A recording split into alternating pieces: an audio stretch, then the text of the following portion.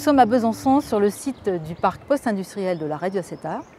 Ce site a une histoire un petit peu singulière dans la mesure où à l'origine, ce parc devait être constitué sur une table rase.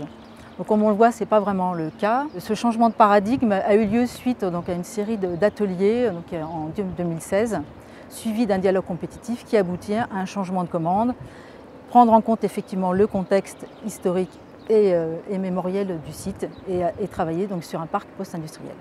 À proximité du premier plateau jurassien, on est également à proximité en bordure d'un site Natura 2000, donc avec des aspects environnementaux importants. En face de ça, la citadelle de la ville de Besançon répond, qui est patrimoine mondial de l'UNESCO. Donc on avait vraiment une envie toute particulière de travailler sur cet ancien site industriel pour en faire vraiment un atout de la ville de Besançon et vraiment une ambition très importante du renouvellement urbain de ce site.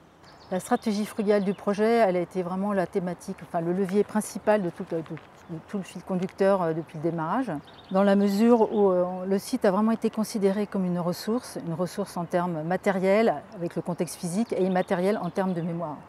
Donc on est vraiment parti d'un site plein, cette forteresse industrielle, qu'on est venu travailler par le vide, vraiment en démolissant, en évidant, ce qui n'est pas habituel, puisque d'habitude on travaille plutôt en apportant des éléments. Donc on a démoli, on a fait tomber le mur d'enceinte au nord pour créer une ouverture sur la ville. Et on est venu faire entrer le Doubs également dans le site à travers une pente douce qu'on est venu constituer en déblais. Et ces déblais, on est venu les remettre à la limite de cette nouvelle façade du parc sur la ville, constituée par des buttes paysagères. En matière de pollution, il y a deux types de pollution, les pollutions du bâtiment et les pollutions des sols.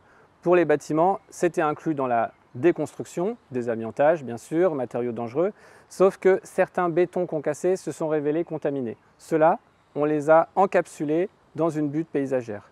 Pour les sols, certains dangereux qu'on a dû évacuer, à peu près 5%, certains non inertes qu'on a pu garder in situ moyennant confinement. Concernant l'eau, on a deux impacts favorables. L'impact hydraulique d'abord, on a finalement libéré environ 15 000 m3 de volume d'expansion de crue avec nos excavations de sol. Et on a contribué à rendre perméable 86% du site. Donc sur un site qui fait à peu près 5 hectares, vous êtes au-delà de 4 hectares de surface perméable.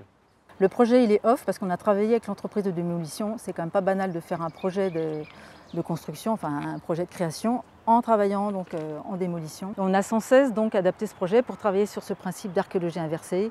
On a travaillé donc sur ce jardin sonore en bas on a repositionné la sirène de l'ancienne usine. Sur les jardins empreintes où les fosses sont devenues des jardinières, on a planté des bouleaux. On peut considérer, si j'ose faire une comparaison un peu audacieuse, ce site un peu à la manière d'un site romain sur lequel on est venu faire, nous, avec des plattelages en acier galvanisé, on est venu délicatement se poser sur ces ruines afin de les révéler et de créer des parcours.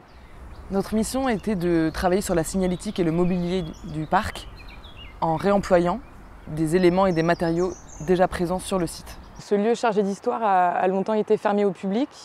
Donc, des visites guidées ont été organisées donc à l'intérieur des anciennes usines pour présenter le projet, déambuler à travers le site et pour aussi confronter donc, nos premières idées aux riverains.